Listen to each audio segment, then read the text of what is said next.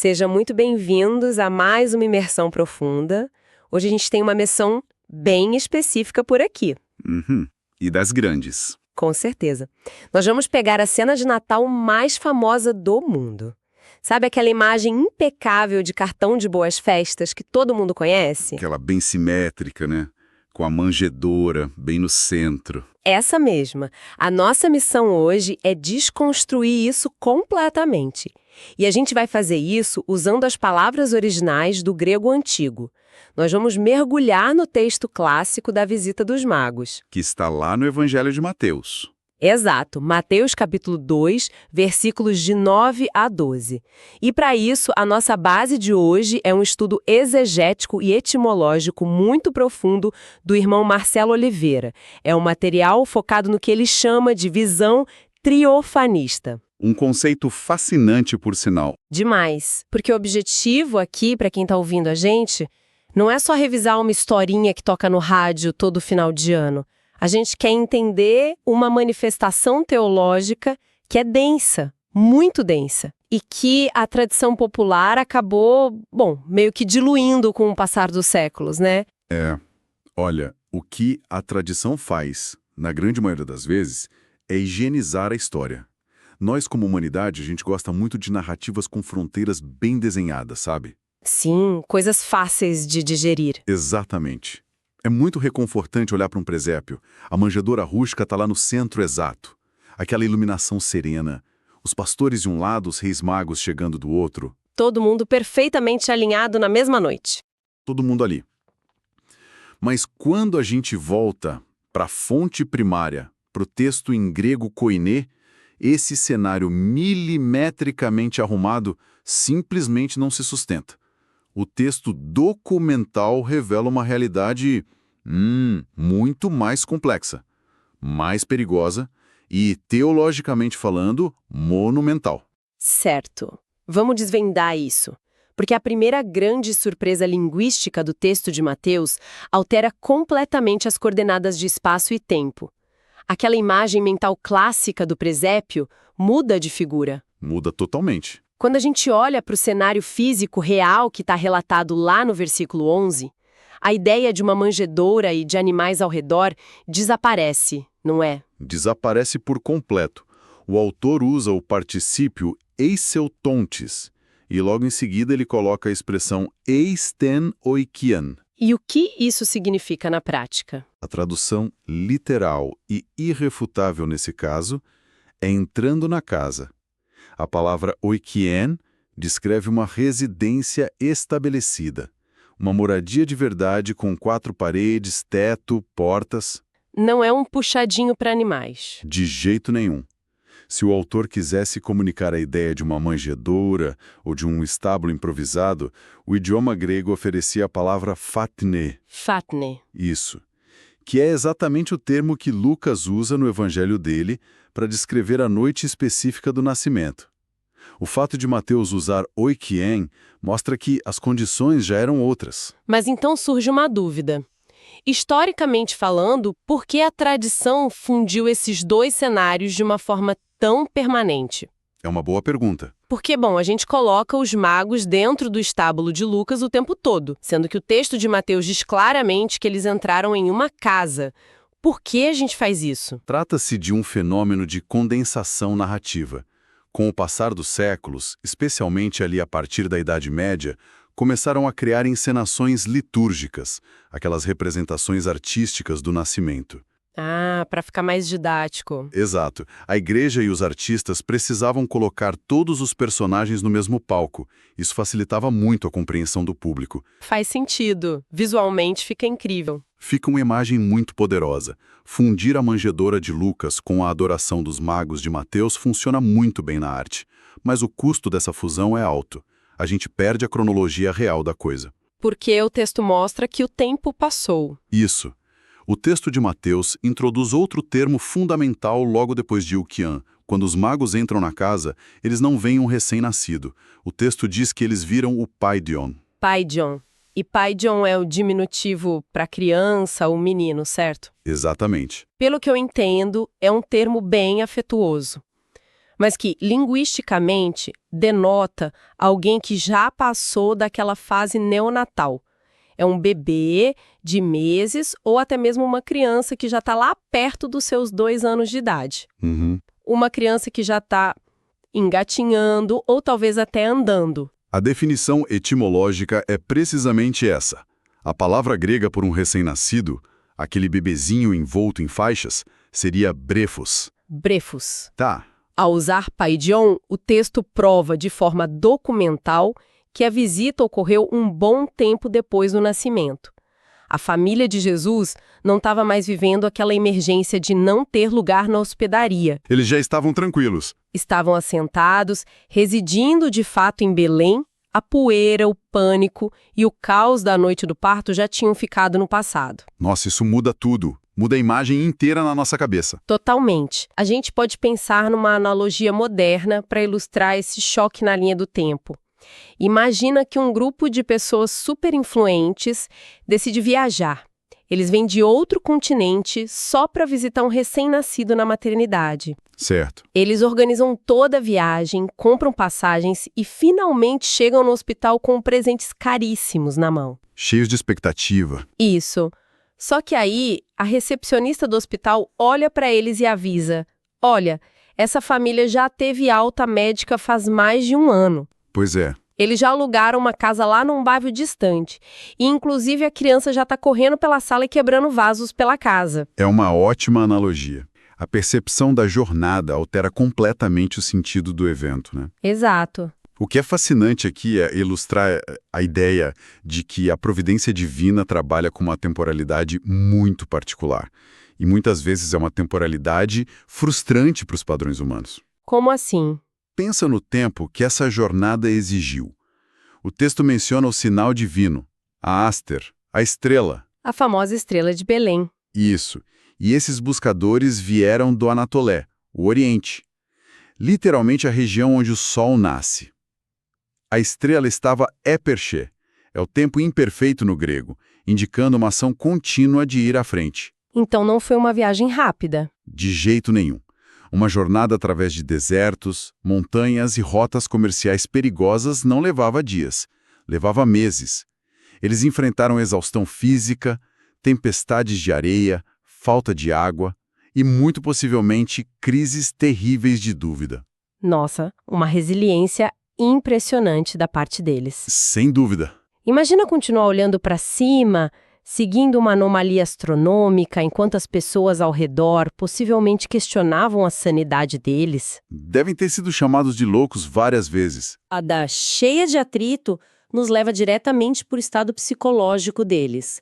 Exatamente no momento em que a estrela finalmente para. O clímax da viagem. Sim, o versículo 10 descreve uma reação que parece extrapolar tudo que a gente considera educado. Ou até comum para figuras de alta estatura social como eles. É verdade. Aquele momento é de uma catarse tão grande que beira a quebra das convenções sociais da época. Como o texto original descreve isso? Bom, as traduções ocidentais costumam trazer frases meio contidas.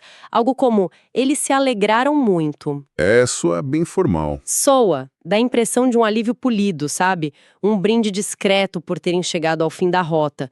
Mas o grego koiné entrega a expressão charan megalens fodra. Charan megalens fodra? Isso!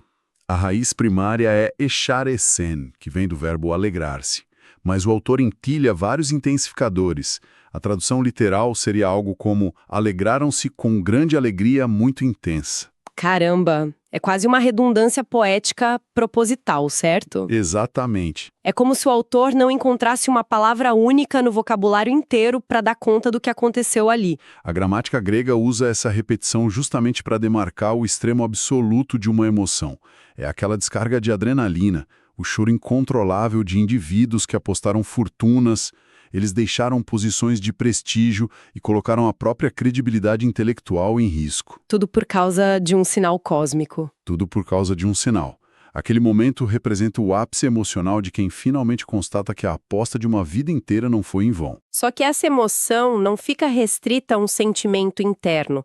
ela se desdobra em uma ação física e imediata. Assim que eles entram, Assim que eles cruzam a porta do Eiqueon, eles encontram a criança e o texto narra que eles pesontes, ou seja, eles caem, se prostram e então adoram. uma prostração total. E a análise etimológica da palavra usada para adorar, que é prosikninsan, traz um peso que é fascinante, mas ao mesmo tempo é muito controverso. Controverso e profundamente revelador.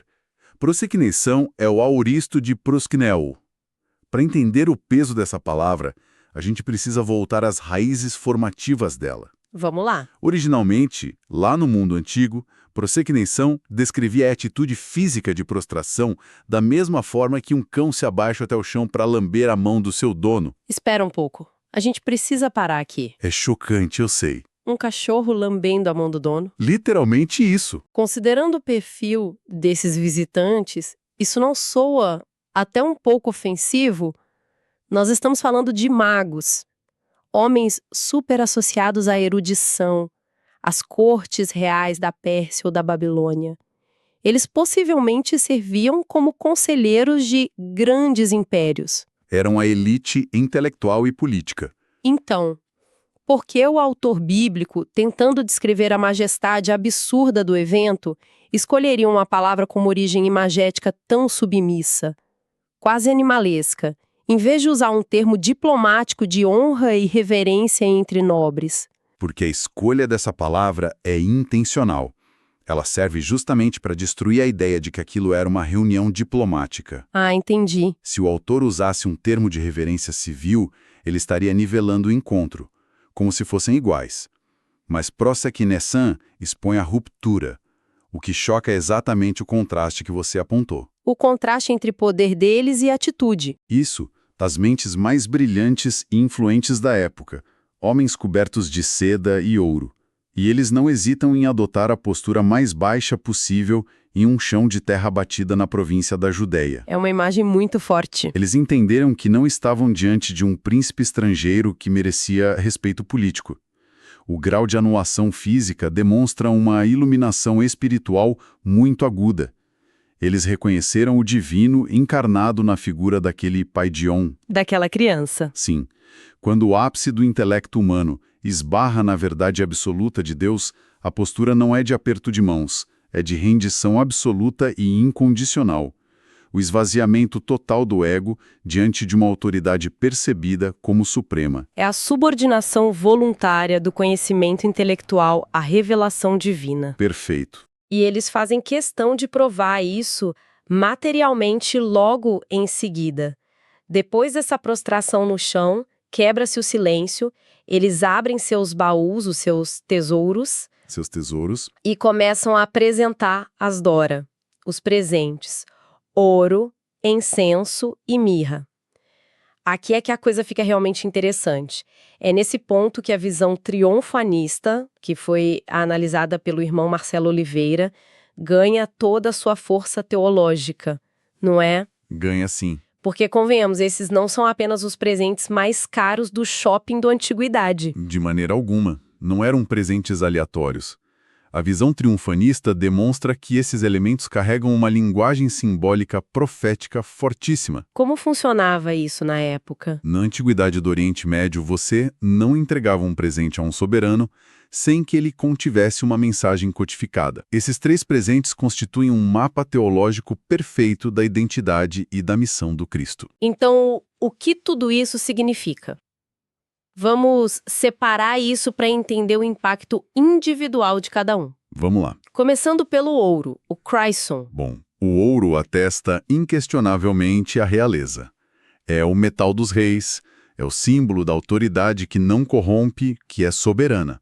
Ao entregar o ouro, os magos estão declarando de forma material: esta criança é o rei definitivo, o soberano sobre todos os reinos. Mas olha, tem um detalhe que a gente não pode ignorar de jeito nenhum. Qual? Historicamente, fazer essa declaração ali naquele momento e lugar era quase uma sentença de morte, não era? Era um risco enorme. Afinal de contas, a alguns quilômetros dali em Jerusalém, estava sentado Herodes. O grande vilão da história política local. E Herodes era conhecido historicamente por ser tão paranoico com a perda do poder que ele assassinou a própria esposa, ele matou vários filhos sob a mera suspeita de conspiração.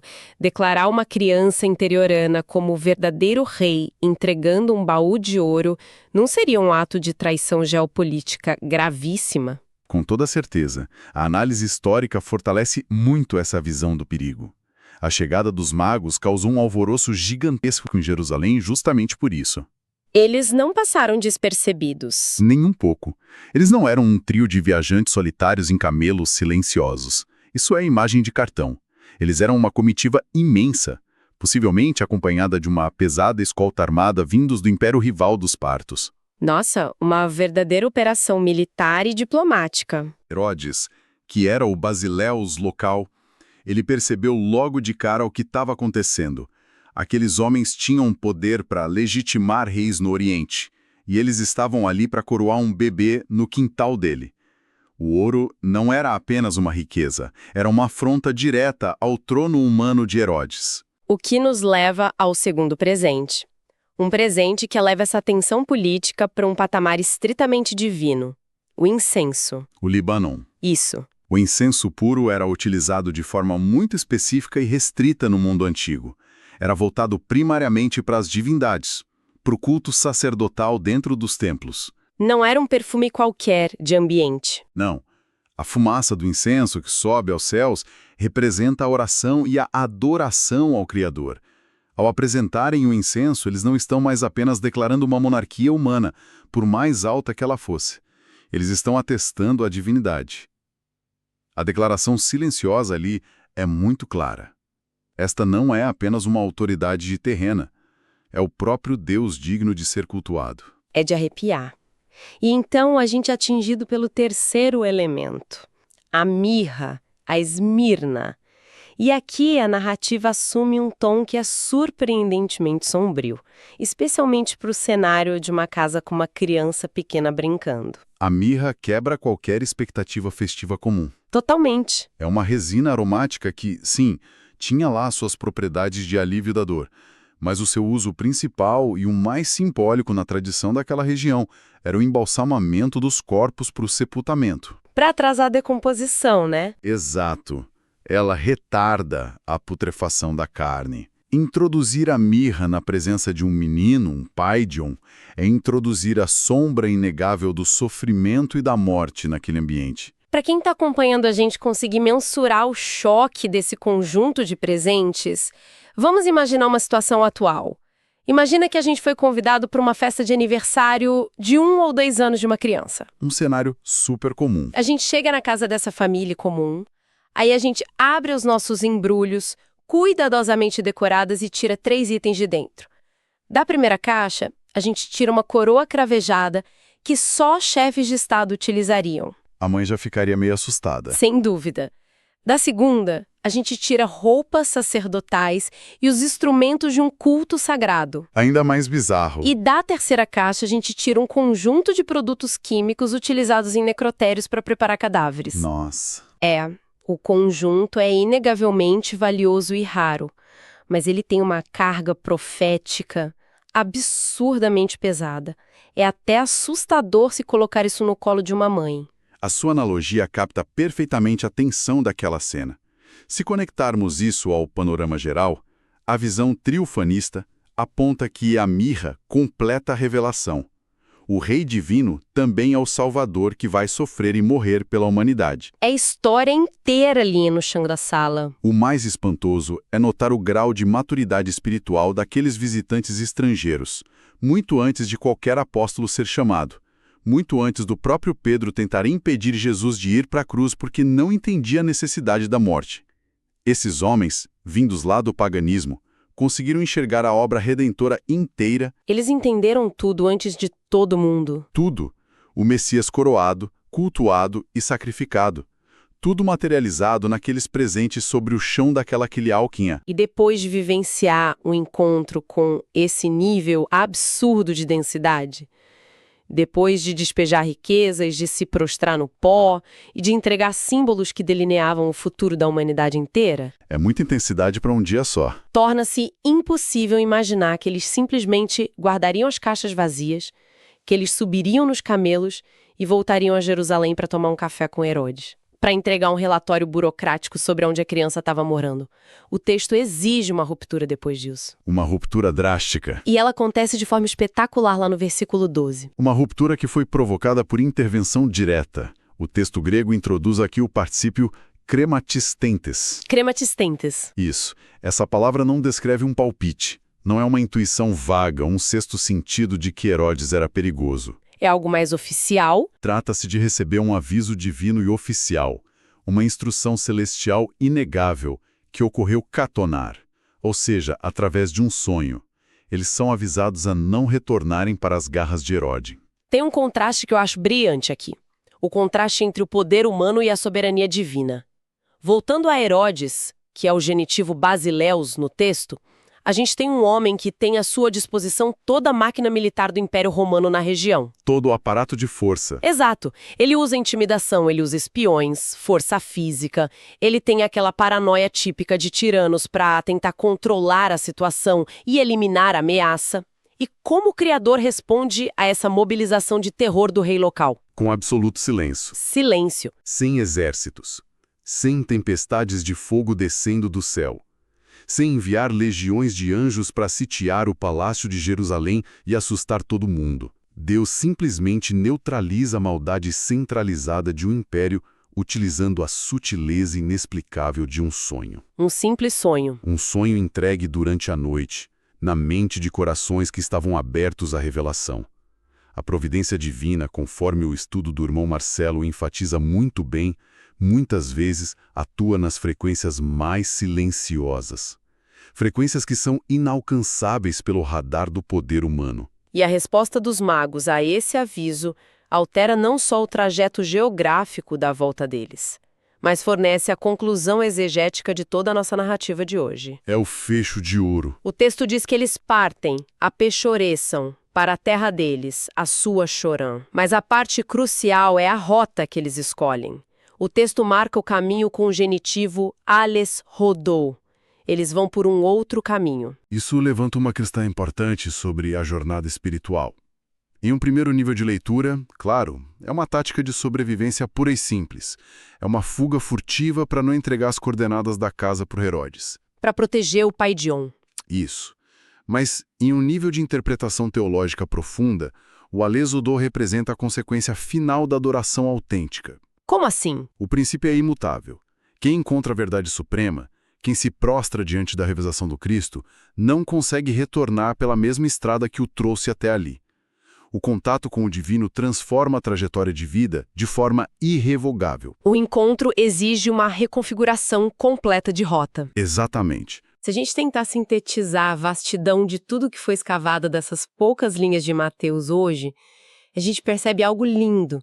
A verdadeira jornada revelada sobre as camadas do idioma koiné não é só uma expedição geográfica atrás de um astro luminoso. É muito maior que isso. Trata-se de um mapa completo da transformação existencial e espiritual humana. Começa com a disposição e a resiliência de buscar um sinal, o aster. Passa pela quebra das couraças racionais e emocionais, o que resulta numa alegria indescritível e incontrolável. Aquela Charanegalin Sfodra. A catarse que a gente comentou. Culmina na humildade avassaladora e no reconhecimento da própria insignificância diante do absoluto, expresso ali no prostrar-se físico do prossequinesa e na entrega de ofertas que reconhecem tanto a soberania quanto o sacrifício iminente. A visão triunfanista. Isso. E por fim, tudo deságua na coragem inegociável de não voltar para os velhos confortos, ou para os compromissos destrutivos do passado, abraçando com muita convicção o Vale Exudo, a rota desconhecida e nova. É perfeito. A genialidade dessa análise é que ela tira a poeira de uma narrativa que virou meio folclórica, né? Virou peça de escola. Exato. E coloca ela diretamente nas nossas mãos com uma ferramenta de autoexame. A relevância disso extrapola as crenças teológicas prévias de quem está ouvindo a gente. A grande questão levantada é o que a gente faz com o conhecimento transformador quando ele rompe na nossa realidade. O que a gente faz com a verdade? A verdadeira erudição, assim como a daqueles estudiosos do Oriente, não é um mero acúmulo de fatos. É a disposição de deixar que a verdade altere a nossa conduta. A mudança prática. Quando a gente é confrontado com algo que estilhaça as nossas antigas concepções, a única atitude insensata é continuar vivendo no modo automático. É pisar nos mesmos passos falidos como se absolutamente nada tivesse sido revelado. É uma constatação pesada, mas libertadora.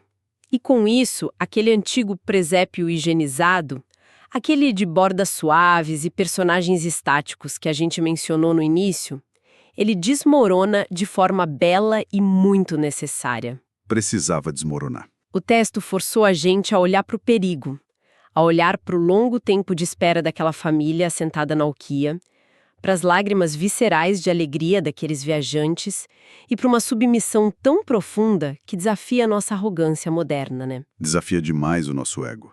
Tudo isso coroado com presentes que misturavam majestade real e o aroma da morte redentora. Uma narrativa que, no fim das contas, nos convida a sermos protagonistas corajosos das nossas próprias mudanças de rota, em vez de ficarmos apenas como espectadores de uma noite de inverno. E para concluir a nossa imersão de hoje, deixar algo ressoando na mente de quem está acompanhando a gente, baseados unicamente na força fenomenal deste relato milenar, se homens sábios, cercados de riqueza, de conforto, de status, se eles tiveram a lucidez e a ousadia de abandonar os planos originais e mudar toda a direção de suas vidas baseados apenas em um brilho no céu e na calmaria de um sonho noturno? Pois é. Quantos sinais, quantas convicções profundas e verdades incontestáveis a gente finge não ver todos os dias.